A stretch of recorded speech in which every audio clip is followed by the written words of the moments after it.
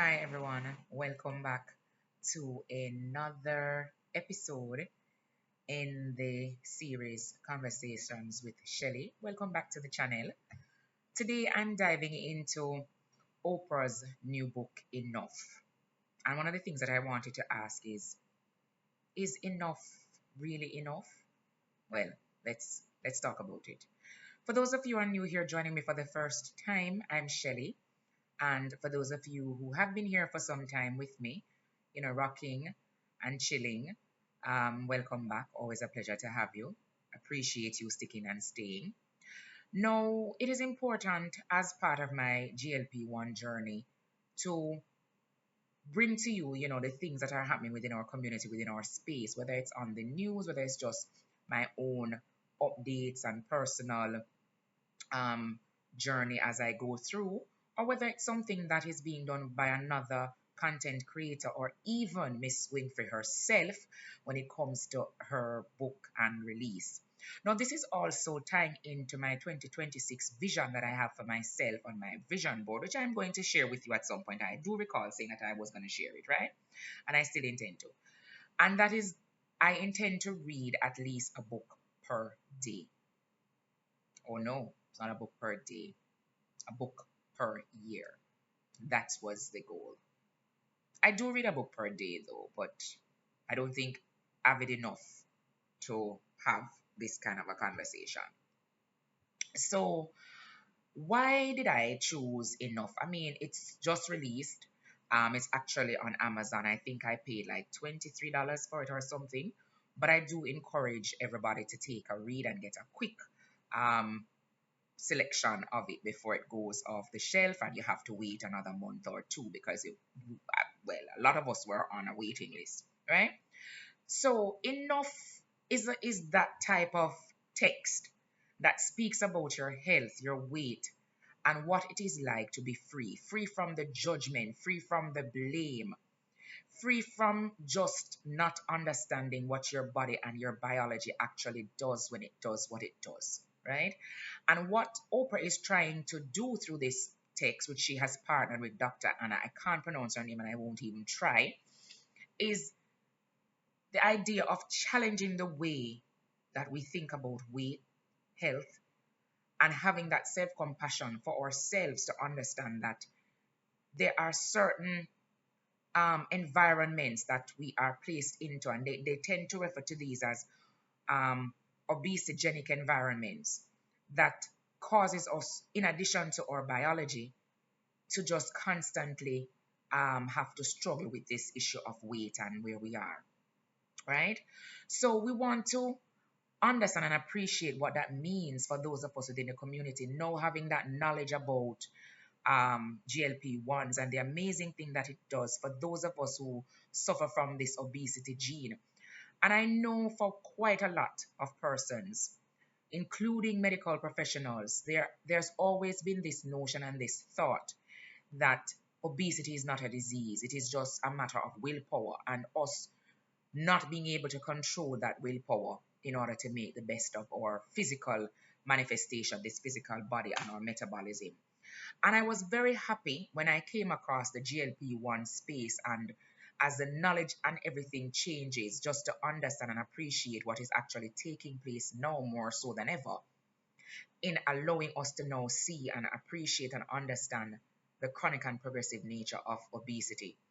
And that it is not overeating in and of itself that causes obesity, but it's obesity that causes overeating and then extrapolates into us being, you know, of a certain BMI. Okay. So, of course, I welcome reading this book. It's a very awesome read. I don't know, a 10 out of 10 would recommend, as we say. And I will do this on account of the fact that it is challenging us, as I said, it is challenging us that are victims of the chatter and the noise. It is challenging us to see things in a different way and to see our health in a different way and to have, as I said, that self compassion that we need to have to know that we ought not to feel guilt, we ought not to feel shame, and we're not to blame ourselves for what is happening because You don't blame a diabetic for being diabetic, do you? And you don't blame somebody who has inflammation or cancer or any other of those chronic and progressive diseases for having them, do we? So why are we taking on that shame and that blame and that guilt, right? So why is obesity not your fault? And this is one of the things that is coming from the text. Now, to put it really simple, right? Weight, as I mentioned, isn't just about willpower because you can have all the willpower in the world. If something is genetically defined by your DNA, there's nothing you can do about it, save and except for trying and trying and trying. And I teamed this book up with her podcast, which she brought on Serena and other this doctor as well, to bring to life the truth experiences that they have had. Particularly when I heard Serena's story when she spoke about having to always want to do things the hard way, never wanting to do things the easy way as it is often seen, when you take a GLP-1. And understanding that with all the willpower that she had in the world, being, as Oprah coined it, the GOAT, the greatest of all times, and still not being able to conquer the issue of weight. And always, no matter what you do, you're always getting to back to that set point. Now, there's a debate going on about the realism of what a set point is. Now, I don't know if there's any studies or academic white paper that has defined what it is or even confirmed that this is a thing. But I know for me, and I was like, yes, when Oprah said it, I was like, yes, absolutely. I have that set point, and my set point was exactly Oprah's. I was always at 211 to 215. And whenever my body got to that point, all else was just through the roof. I was having the sleep apnea. I was having the inflammation. I was having the joint pains. So my body knew what was that point that it needed to say stop. Or it knew the point when it needed to say you need to get back there as somebody who suffers from obesity. Right? So understanding that willpower in and of itself is not just it, but your body actually has that biological set point. And that is what is the thesis of the book. Enough point. That point in your life where your weight, your body, your mind, your mental state says enough is enough. So your brain is so wired to keep your body at that certain weight. So when you try to lose weight, when you try to cut calories, your brain keeps pushing back, triggering that craving and that hunger. So it's not about laziness, not about discipline. It is purely about your biology. And this is some of the things that is resonated throughout, a large portion of the text. But in and of itself, I am very interested in trying to ensure that I understand the science of what is happening so that I can demystify or I can pass the shame of it all. And the book talks about how modern day science is finally catching up with what used to happen 10, 15, 20 years ago when some of these avant garde doctors knew that obesity was not something to just think, oh, willpower can address. But modern day science is catching up now to say GLP-1 medications like the semaglutide and the tirzepatide, and those are also coming down the pipeline for 2026. It can help reset your body's so-called enough point so that you're not going back to that 211 or 218 or 215 as the case may be, having gone through varying cycles of diet and calorie counting and exercise. Because they quiet the noise, they quiet the craving, and they make you feel full faster and they support you longer. And this is what the science is doing to demystify the shame of thinking that obesity is something that you have control over. And it's time for us to realize that it's not something that we have control over. For some of us, rather, for some of us, because you do have persons who do have the capacity and the capability to control what happens in their mind, right? So, in actuality, the text emphasized the understanding that science is more effective than guilt and diet cycles. It's about working with your body and not fighting against it. Now, in the book, she also talks about her personal journey, which for me was the coup de grace moment, because she shares her own experience about the decades of dieting, the public scrutiny, her having wheeled out that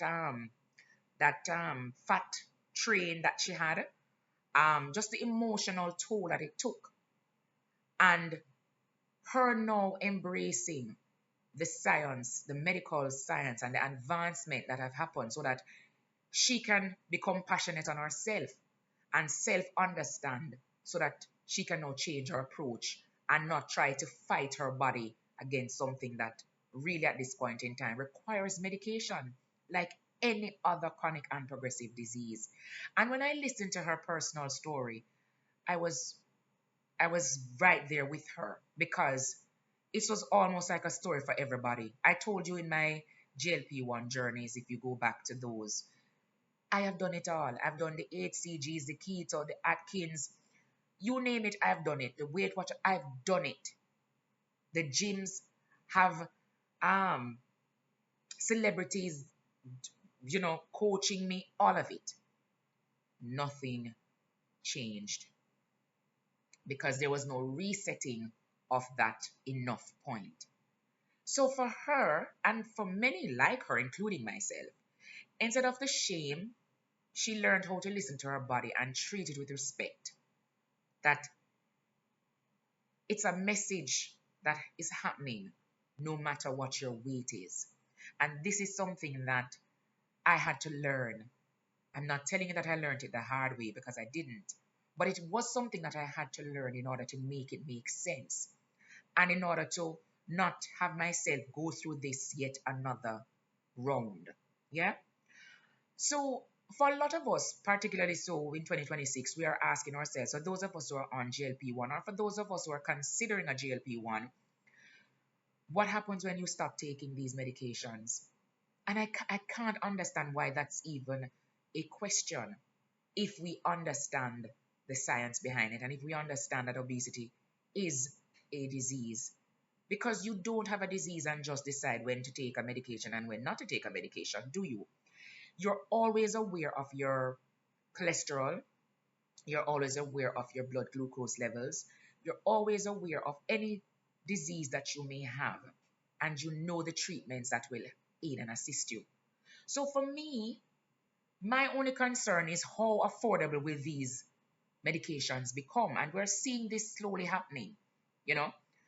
Um, but for me, it's not a question of will I be on it forever. I've been on so many medications for years. I mean, a lot of the times we go back and if we were supposed to take our medical history and see how many years we have been on um cholesterol things for high cholesterol and all of that, you would think to yourself, I've been on this thing for more than 10 years. So what would make it different? And I can tell you, for me and my house, this is not something that I'm questioning or I'm thinking about. It is something that will just naturally continue once there's affordability and once, it gets easier to afford. Yeah. So the key takeaways for me in the book was um, obesity in and of itself is biological. It's not a moral disease, it's a biological disease. And there are science based treatments that can help, and it is okay to use them. There's no shame in feeling that you're taking the easy way out. Serena, who tells you she's not one to go the easy way out, but she had to do this in order to make her body make sense of what she's doing. Another key takeaway from the text, and I implore you guys, get a copy, is that compassion is cruel, and we need to stop blaming ourselves.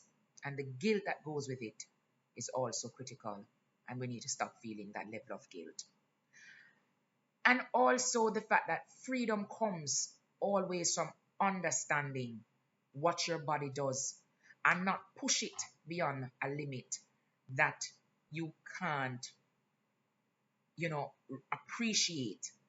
Because for many of us, we would do the gym 5, 6, 7 times per week, 2, 3 hours per day, and we are pushing our body. Some of us go on some extreme low calorie diet, pushing our body because there's no freedom in understanding that the body will do what the body will do, and you can either get the medical help to assist it when it can't be managed or controlled otherwise. So,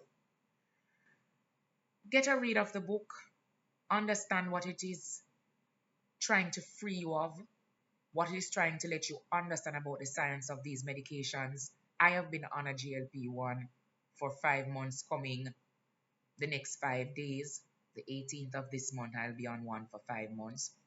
And I've lost a significant amount of weight. All my numbers are down. I am feeling more alive than I've ever felt before.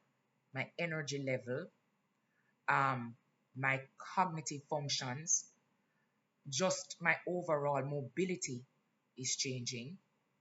Just my entire mood. There are days when I do feel a little bit low and down, and I will, as you go through the videos, you will hear, um, it's not about how you feel in and of itself that is tied to the medication, but sometimes it is allowing you to be able to address those feelings, go deep inside, and not just say, okay, because of this, I am that. And it may be so for some persons, but certainly for me, it's not.